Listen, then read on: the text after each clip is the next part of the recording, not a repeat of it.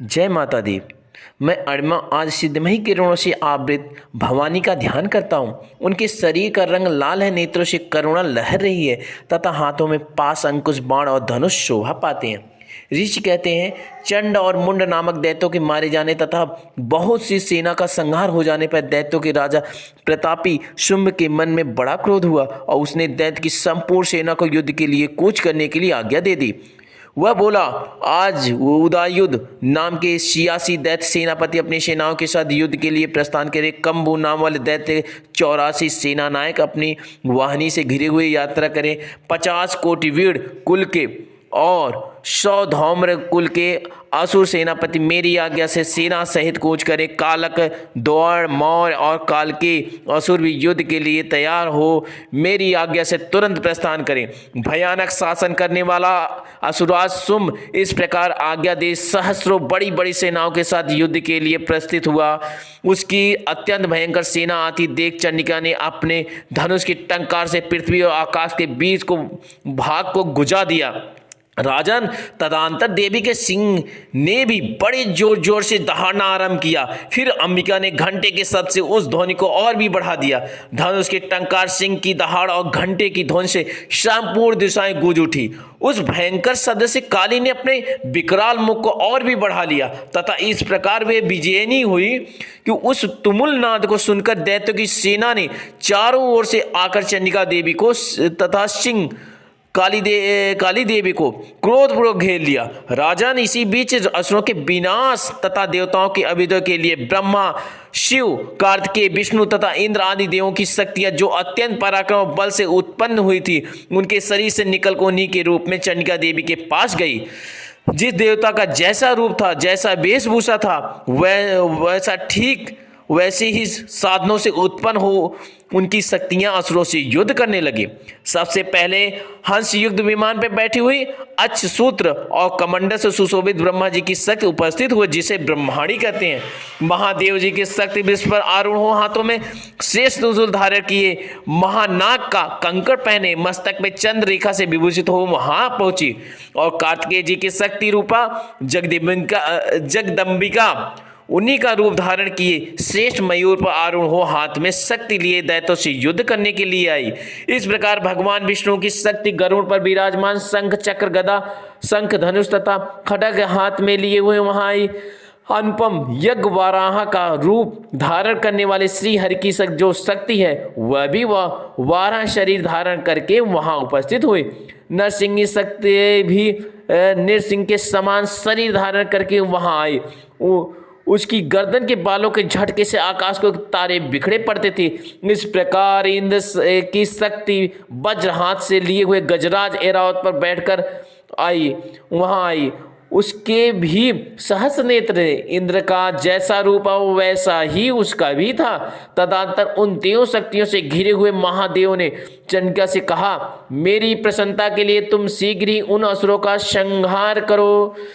तब देवी के शरीर से अत्यंत भयानक और परम उग्र चंडिका शक्ति प्रकट हुई, जो सैकड़ों गिदड़ियों की भांति आवाज करने वाली थी।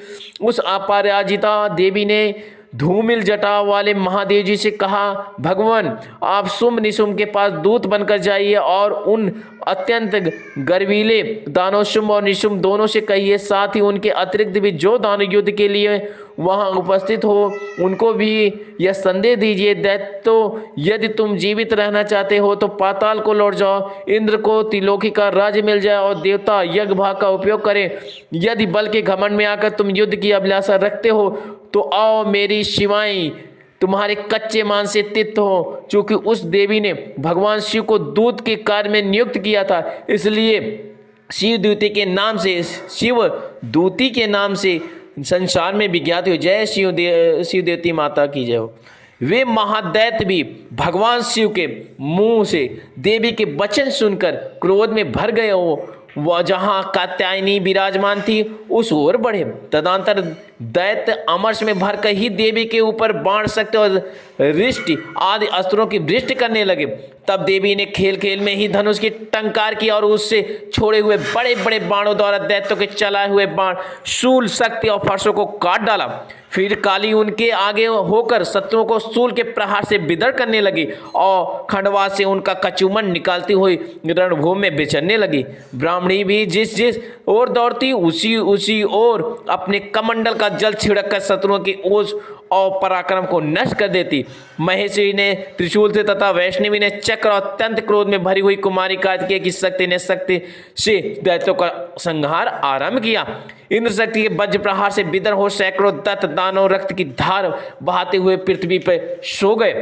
वाराही शक्ति ने कितनों को ही अपनी थूथून के मार से नष्ट किया।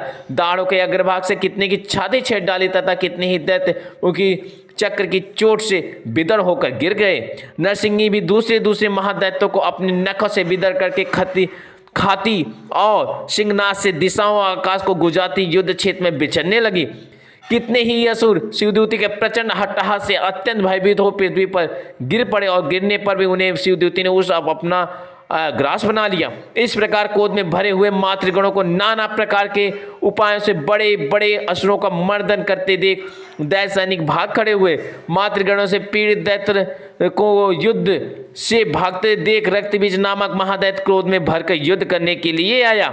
उसके शरीर से जब रक्त की बूंद पृथ्वी पर गिरती तब उसी के समान शक्तिशाली एक दूसरा महादैत्य पृथ्वी पर पैदा हो जाता। महासुर रक्तबीज हाथ में गदा लेकर रक्तबीज के साथ युद्ध करने लगा। तब इंद्री ने अपने वज्र से रक्तबीज को मारा। वज्र से घायल होने पर उसके शरीर से बहुत सा रक्त चूने लगा।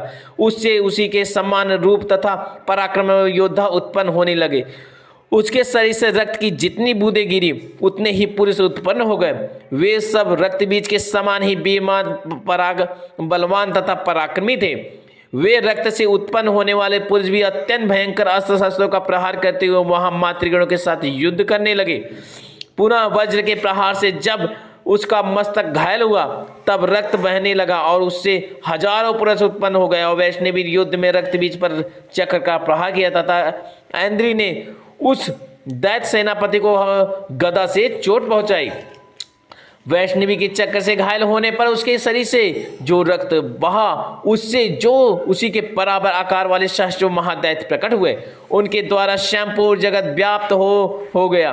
कौमारी ने शक्ति से, वाराही ने खड्ग से और महेश्वरी ने त्रिशूल से महादैत्य रक्तबीज को घायल किया। क्रोध में भरे हुए उस महादैत्य को रक्तबीज ने भी गदा से सभी मातृगण शक्तियों पर पृथक पृथक प्रहार किया।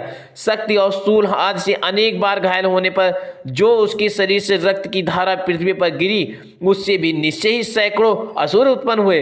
इस प्रकार उस महादैत्य के रक्त से प्रकट हुए हजारों असुरों द्वारा संपूर्ण जगत व्याप्त हो गया। इससे उन देवताओं को बड़ा भय हुआ और देवताओं को उदास देख चंडिका ने काली से शीघ्रपूर्वक कहा, चामुंडे तुम अपना मुख और फैलाओ तथा मेरे शस्त्र पात्र से गिरने वाले रक्त बिंदुओं और उनसे उत्पन्न होने वाले महादैत्य तुम अपने इस उतावले मुख से खा जाओ। इस प्रकार रक्त से उत्पन्न होने वाले महादैत्य का भक्षण करती हुई तुम रण में विचरती रहो। ऐसा करने से उस दैत्य का सारा रक्त क्षीण हो जाने पर वह स्वयं भी नष्ट हो जाएगा। उन भयंकर दैत्यों को जब तुम खा जाओगी तब दूसरे नए दैत्य उत्पन्न नहीं हो सकेंगे। काली से यो कहकर चंडिका देवी ने शूल से रक्तबीज को मारा और काली ने अपने मुख में उसका रक्त लिया। तब उसने वहां चंडिका पर गदा से प्रहार किया, किंतु उस गदापात ने देवी को तनिक भी वेदना नहीं पहुंचाई। रक्तबीज के घायल शरीर से बहुत सा रक्त गिरा, किंतु जो ही वह गिरा तो चामुंडा ने उसे अपने मुख में ले लिया। रक्त गिरने से काली के मुख में जो महादैत्य उत्पन्न हुए उन्हें भी देवी चट कर गई। उसने रक्त भी पी लिया। तदंतर देवी ने रक्त बीज को, जिसका रक्त चामुंडा ने पी लिया था, वज्र, बाण, खड्ग तथा रिष्ट आदि से मार डाला। राजा ने इस प्रकार शस्त्रों के समुदाय से आहत तथा रक्तहीन हुआ महादैत्य रक्त बीज पृथ्वी पर गिर पड़ा।